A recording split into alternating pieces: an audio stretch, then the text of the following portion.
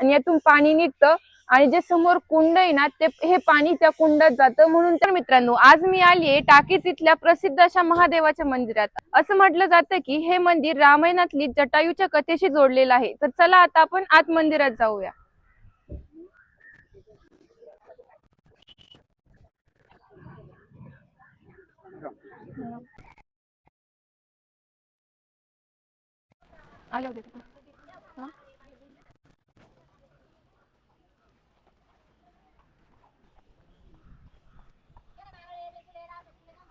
तर नमस्कार मित्रांनो, आता मी आली आहे टाकेतला. तुम्ही बघा आता मी हे नारळ वगैरे घेतलंय आणि मी तुम्हाला आता सगळ्या मंदिराची सफर करून देते. आता मी चालले मंदिरात आणि इथं येण्याचं कारण म्हणजे असं की नाही का हे खूप प्रसिद्ध सुप्रसिद्ध मंदिर आहे. म्हणजे याला सर्व तीर्थ असं पण म्हटलं जातं. आता मी तुम्हाला सगळी माहिती सांगते की रामायणात जटायूशी म्हणजे कोणत्या गोष्टीशी रिलेटेड आहे आणि इथं तुम्हाला मी सगळे मंदिर दाखवते. चला तर आता आपण या मंदिरात जाऊया. तुम्ही बघा इथे किती सुंदर मंदिर आहे सगळे. पण या मंदिरामागं खूप जुना इतिहास लपलाय. म्हणजे हे सगळं रामायणाशी रिलेटेड आहे. तर ते ऐकायला पण भारी वाटतं. म्हणजे कसं होतं ना, आपण रामायणातली कथा तर लय ऐकलंय, पण त्या कथेतील जे ठिकाण असतं ना, ते ठिकाण प्रत्यक्षात पाहायला ना एकदम भारी वाटतं. म्हणजे आपल्याला ना अजून गोष्टी समजतात आणि जेव्हा त्या कथा ऐकणं आणि त्या ठिकाणांना प्रत्यक्षात पाहणं यात खूप फरक असतो. म्हणूनच आज मी आले टाकेदला. तर मी तुम्हाला इथली माहिती सांगते. असं म्हटलं जातं नाही का, सीताला जेव्हा रावणाने पकडलं होतं ना, तर संघर्ष करता करताना जटायूचं आणि रावणाचं युद्ध झालं होतं आणि त्यातच इथे टाकेदला जटायूला मोक्ष मिळाला होता. आणि तुम्ही इथे बघू शकता असं ना तुम्ही इथे बघा असं आणि जटायूचं सगळ्यात पहिल्यांदा स्मारक मी सारखं आले असं काही काहीतरी इथे बनवलं. इथं महादेवाचं कुंड पहिल्यांदा कुंड दर्शन पण आहे. घेते. इथे महादेवाचं एक शिवलिंग आहे आणि समोरच नंदी आहे. तर चला मी आता दर्शन घेते आणि तुम्हाला पुढले वेगवेगळे ठिकाण दाखवते. इथं कोणते मंदिर आहे काय सगळं तुम्हाला या ब्लॉग मध्ये बघायला भेटेल. त्याच्यामुळे हा ब्लॉग तुम्ही शेवटपर्यंत नक्की बघत राहा.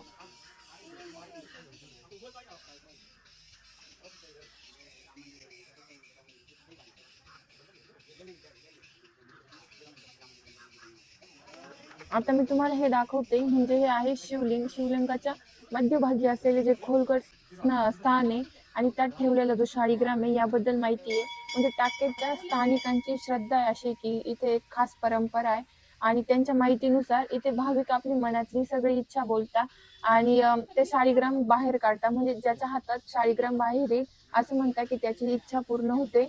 म्हणजेच आणि तो शाळीग्राम बाहेर काढल्यावरती त्याला सर्व तिथे जे कुंड आहे त्या कुंडात घेऊन जाता आणि ते स्नान घालता आणि परत आणता आणि परत तो शाळीग्राम त्या शिवलिंग मध्ये ठेवता. असं म्हणतात की असं केल्यावर त्यांची जी इच्छा आहे ती पूर्ण होती म्हणून.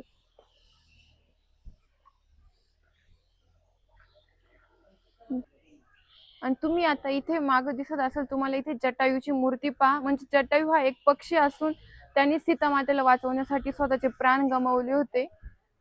ही जटायूची मूर्ती आहे मोठी. बघा इथे कसं दाखवलेलं आहे. तुम्ही इथली काही माहिती सांगा. हा जरूर. अंबादास बाबा नाव आहे माझं. इथून पंचवटी मधून सीतामाताचं हरण जटाव रावणाची युद्धाची जागा आहे. हा हे जटाव मंदिर आहे आणि जटावच्या मागे रामाने स्वयं बाण मारून पाणी काढलेले. हे प्रयागराज राजाचा राजा जेव्हा देवाने बोलवलं तेव्हा आला नाही, नंतर आलाय आणि ते गोटा स्वयं देवाने ठेवले. इथं जटावसाठी 13 दिवस दोन्ही भाऊ राहिले, राम आणि लक्ष्मण. पहिला लाकडी राम मंदिर होतं, देवाचे दुश्मन लागल तेवढे आज बी आहे. आता मला जितकी गोष्ट माहिती मी तितकी सांगते. असं म्हटलं जातं की आपल्या नाशिक मधील पंचवटीतून रावणाने सीतेचं अपहरण केलं होतं आणि मग इथे जटायूचं आणि रावणाचं युद्ध झालं होतं. त्या युद्धामध्ये रावणाने जटायूचे पंख छाटले होते आणि पंख छाटून जटायू इथे खाली पडले होते जखमी होऊन. म्हणजे या टाकेत गावामध्ये आणि इथे राम आणि लक्ष्मण या परिसरात सीतेला शोधत आले होते. तर त्यांना इथे जटायू दिसले आणि जटायूंनी रावणाने अपहरण केल्याची गोष्ट सांगितली. तर जटायू गंभीर जखमी होते आणि त्यामुळे त्यांनी रामाकडे आपल्या पाण्याची इच्छा व्यक्त केली. मग रामाने या ठिकाणी बाण मारला.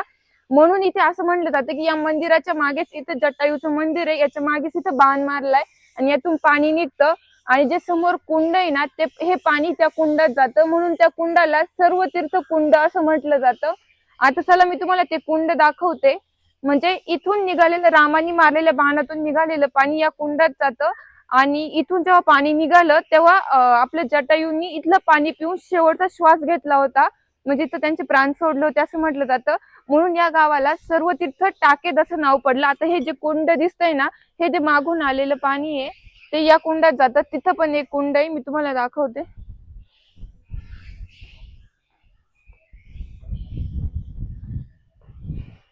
आता मी चालले या कुंडाकडे. हेच ते कुंड आहे, रामाने बाण मारून पाणी काढलं होतं आणि तेच पाणी या कुंडात येतं इथे. आणि याच कुंडाला सर्वतीर्थ असं म्हटलं जातं.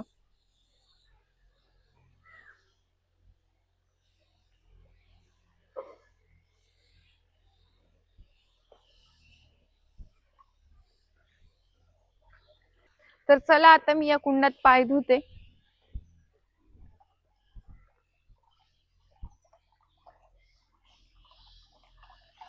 हे महाशिवरात्रीला तुफान खूप जास्त गर्दी राहते. इथे आपण जे कुंड दिसतो इथे रिकामं, तिथे पाय ठेवायला पण जागा नाही राहत. आणि या कुंडामध्ये जे पाणी चालू आहे तुम्ही बघा, इथून पण पाणी येतंय आणि इथे 12ही महिने पाणी राहत.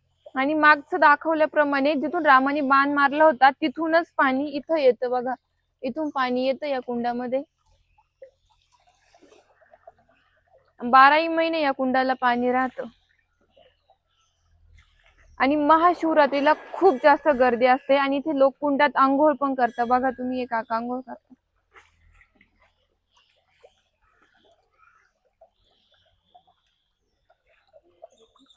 हे खूप असं पवित्र ठिकाण मानलं जातं.